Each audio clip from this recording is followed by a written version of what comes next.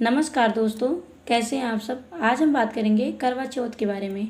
साल 2024 में करवा चौथ का व्रत कब है और व्रत कब किया जाएगा, दिन व तारीख क्या रहेंगे, चतुर्थी तिथि कब लग रही है और कब समाप्त हो रही है, और व्रत करने से पहले हमें किन नियमों का ध्यान रखना चाहिए, कौन से नियम है जो हमें पालन जरूर करनी चाहिए, तो उसके बारे में हम बात करेंगे। अगर आप मेरे चैनल पर नए हैं तो व्रत एवं त्योहारों की जानकारी के लिए चैनल को सब्सक्राइब कर लीजिए और बेल आइकन को प्रेस कर लीजिए ताकि नए वीडियोज़ के नोटिफिकेशन आपको सबसे पहले मिल सके।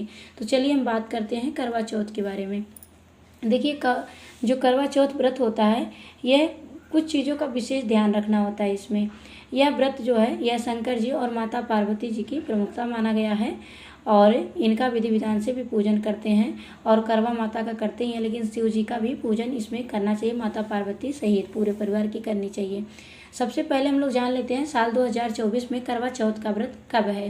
देखिए साल 2024 में करवा चौथ का व्रत 20 तारीख को पड़ेगा, 20 अक्टूबर को। 20 अक्टूबर को दिन रविवार को पड़ेगा और चतुर्थी तिथि लग रही है सुबह में। 20 अक्टूबर को सुबह में लग रही है, 6:46 पर लग रही है और 20 अक्टूबर को ही रात्रि में 4:17 पर समाप्त हो जा रही है। तो 20 अक्टूबर को ही उदया तिथि के अनुसार व्रत किया जाएगा और दिन रविवार पड़ेगा साल 2024 में। चलिए हम बात करते हैं कौन कौन से हमें नियमों का ध्यान रखना चाहिए व्रत करते समय। सबसे पहला जो हमारा नियम है वह बाड़ी पर संयम रखना चाहिए। बाड़ी पर संयम रखिएगा, क्योंकि देखिए जो बाड़ी पर संयम नहीं रखते हैं और व्रत रखते हैं, गुस्सा करते हैं, तो उससे भी अपराध लगता है। तो बाड़ी पर संयम रखिएगा और आप लोग ब्रह्म मुहूर्त में उठकर स्नान कर लीजिएगा, स्नान करना चाहिए और स्नान करके शंकर भगवान माँ पार्वती जी की पूजा कीजिएगा और व्रत का संकल्प लीजिएगा। संकल्प बहुत सी महिलाएं नहीं लेती हैं और फिर बाद में कहती हैं कि मैं तो करवा चौथ का व्रत करती थी, फिर मेरे साथ ऐसा क्यों हुआ। आधा अधूरा नहीं करना चाहिए। व्रत में बहुत ही शक्ति होती है, जो भी व्रत करती हैं इसलिए बहुत शक्ति होती है इन व्रतों में। तीज हो गया, करवा चौथ हो गया, बहुत शक्ति होती है, लेकिन आधा अधूरा व्रत नहीं करना चाहिए, उसका पूरा फल नहीं मिल पाता है। ज़्यादातर लेडीज़ क्या करती हैं, व्रत तो करती हैं लेकिन संकल्प नहीं लेती हैं और बिना संकल्प के व्रत अधूरा माना जाता है। तो इसलिए संकल्प बहुत ज़रूरी है। अब बहुत सारे लोग सोचते हैं कि पंडित जी नहीं है तो हम संकल्प कैसे लें, कैसे करें, मंत्र कैसे इतने सारे याद रखें, कैसे मतलब करें। तो ये बहुत सारे लोग सोचने लगते हैं, इसलिए नहीं लेते हैं। लेकिन आप लोग को इतना सोचने की कोई ज़रूरत नहीं है। आपको सिंपल तरीका मैं बताती हूँ। कोई भी व्रत आप रखते हैं तो सिंपल तरीका, आपको संकल्प कैसे लेना है। देखिए सबसे पहले आपको हाथ में जल लेना है, फूल लेना है और दक्षिणा लेना है। उसके बाद में पूर्व या उत्तर दिशा में आपको मुख करके बैठ जाना है।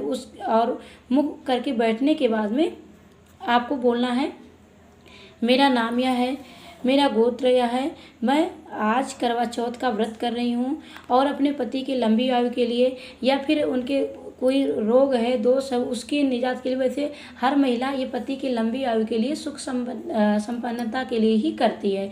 तो हर महिला यही कहे कि हमारे पति की लंबी आयु हो और सुख संपन्नता बनी रहे, हमारी वैवाहिक जीवन खुशी रहे और सुख में बीते। इस तरह से आपको कामना करनी चाहिए और हाथ में जल लेके आपका अपना नाम और गोत्र और जगह, आप किस जगह से व्रत कर रहे हैं, यह जरूर बोलना चाहिए। उसके बाद में आपको वह जल छोड़ देना चाहिए। इस तरह से आपको संकल्प लेना चाहिए। सबसे पहला हो गया। दूसरा नियम है कि हम लोग को इस दिन खास करके लाल ही वस्त्र पहनने चाहिए। लाल वस्त्र आपके पास है तो लाल ही वस्त्र पहनने चाहिए। और अगर आपके पास लाल नहीं है तो जैसे ऑरेंज हो गया, पीला हो गया, ऐसे पहन सकते हैं। और ब्लैक, ब्लू इस तरह की ना पहने, इस तरह का नहीं पहनना चाहिए इस व्रत में। और कोई ज़रूरी नहीं कि लाल आपका नया ही हो तभी, मतलब कोरा ही हो तभी माना जाएगा, ऐसा नहीं है। शादी का जोड़ा है आपका लाल तो वह भी आप पहन सकते हैं। शादी का जोड़ा तो कभी भी आप पहन सकते हैं, किसी भी करवा चौथ पे, तीज पे, तो बहुत ही शुभ माना जाता है। कोरा की कोई वो नहीं होती है, बस ये है कि आपका साफ़ सुथरा धुला हुआ होना चाहिए और जला कटा ये सब ना रहे और ठीक ठाक वस्त्र रहे, तो आप कोई भी वस्त्र पहन सकते हैं। लेकिन लाल कलर का है तो बहुत ही शुभ माना जाता है, लाल कलर का इसमें पहनने का मान्यता बताया गया है। और भी कलर आप नहीं है तो पहन सकते हैं, लेकिन ब्लू, ब्लैक, वाइट ये सब कलर आप इस दिन अवॉइड करें, क्योंकि सुहागन महिलाएं यह व्रत करती हैं पति के लंबी आयु के लिए, तो आपको यह सब कलर नहीं पहनने चाहिए। और देखिए हमारा जो तीसरा नियम है, हमको क्या करना चाहिए, 16 श्रृंगार जरूर करना चाहिए। 16 श्रृंगार इस दिन अवश्य करना चाहिए और पूरे दिन करना चाहिए। केवल ये नहीं कि चंद्रमा को जब अर्घ देना है तभी हम श्रृंगार करें, पूरे दिन ऐसे ही मतलब रहे, ऐसा नहीं करना है। आपको सुबह सूर्योदय से पहले उठ जाना है, आपको पूजा करना है, शिव जी का अभिषेक करना है जाके मंदिर में नहीं करते हैं तो आप घर पे ही कीजिए, और उसके बाद में आप 16 श्रृंगार करके ही पूजन कीजिए सुबह का भी, और सज धज के पूरे दिन ही रहना है। वैसे तो खाना पीना रहेगा नहीं तो इतना ज़्यादा तो काम भी नहीं रहता है, काम भी है तब भी आप सज धज के ही मतलब ऐसे कपड़े पहने, कलरफुल कपड़े पहने और सज धज के ही रहें। और इस दिन बहुत भारी काम ना करें जिससे कि ज़्यादा भूख प्यास लगे, इस बात का भी ध्यान रखें। अब सुबह क्योंकि रात में चंद्रदेव को अर्घ देने के बाद ही पानी पीना होता है, तो इसका भी खास ध्यान रखें। और जो हमारा तीसरा नियम है, हमको क्या करना चाहिए, हमारा जो चौथा नियम है, हमें क्या करना चाहिए, देखिए जितना हो सके उस दिन भगवान का नाम लेना चाहिए। जितना हो सके कि आप नाम काम कर रहे हैं तब भी आप भगवान का नाम लें, क्योंकि व्रत रखे हैं आप, ऐसे नहीं लेते हैं डेली ज़्यादा, लेकिन जिस दिन व्रत रखे हैं उस दिन जब तक आप व्रत में रहते हैं तो उतना नाम आपको बार बार लेना चाहिए। पहले क्या करना है, हमको बाड़ी पर संयम रखना है और ब्रह्म मुहूर्त में उठना है। और दूसरा, हमको लाल कलर के ही वस्त्र पहने। तीसरा, हमें 16 श्रृंगार जरूर करनी है। और चौथा, हमें नाम जप इस दिन ज़्यादा से ज़्यादा करना है। और उसके बाद में पांचवा जो है वह हमें जो शाम का कथा सुनने का शुभ मुहूर्त होता है उसी में आपको कथा सुनना है। शुभ मुहूर्त में आगे वीडियो डालूंगी, आप लोग को बताऊंगी कि कब शुभ मुहूर्त है, कब पूजन करना है, चंद्रोदय का समय क्या रहेगा, सब आपको वीडियो दूंगी। आप बस चैनल को सब्सक्राइब कर लीजिए। आपको हर वीडियो मतलब हर त्यौहार, हर पर्व जो भी आते हैं सबके आपको मतलब वीडियो मिलते जाएंगे और सही जानकारी मिलेगी। तो आप सबसे पहले आप क्या करेंगे, शाम का जो कथा सुनने का टाइम है उसी टाइम पर आप कथा सुने और उसके बाद में चंद्रदेव का अर्घ देंगे। कथा सुने और चंद्रदेव होने के बाद में उसके बाद में आप अर्घ दीजिए शाम के टाइम पे। फिर चंद्रमा को देखकर आप जल ग्रहण कर सकते हैं, और पति हैं साथ में तो उनके हाथ से ही जल ग्रहण कीजिए। अगर नहीं है साथ तो आप अपने हिसाब से कर लीजिएगा। अब जब साथ में नहीं है तो फिर अपने ही करना पड़ेगा।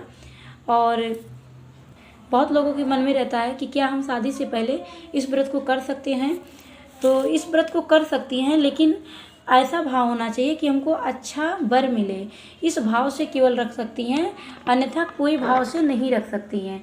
जैसे बहुत लोग ऐसा सोचते हैं कि हम इनके लिए कर रहे हैं करवा चौथ का व्रत, तो शादी नहीं हुई है, 7 फेरे नहीं हुए हैं और आप मन से ही सोच रहे हैं कि हम इनके लिए करवा चौथ का व्रत रख रहे हैं, तो उससे कोई फ़ायदा नहीं है।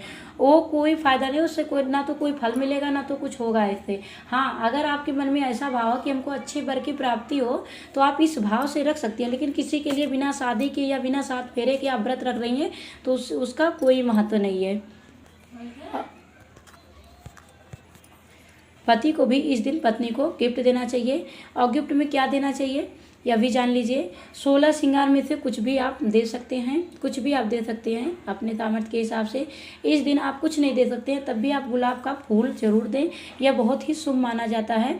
और एक पत्नी है आपका पूरा घर संभालती है, आपके लिए लंबी आयु की कामना करती है, व्रत रखती है, इतना सारा करती है, वह अपना फर्ज सब निभाती है, तो आपको भी पत्नी के लिए कुछ जरूर लाना चाहिए और गिफ्ट देना चाहिए। आपके पास कुछ नहीं है तब भी आप एक गुलाब का फूल ला के गिफ्ट दीजिए, लेकिन ज़रूर देना चाहिए। तो इन सब नियमों के जो नियम बताए गए हैं इसी तरह से आपको व्रत करनी चाहिए करवा चौथ के। जय माता दी।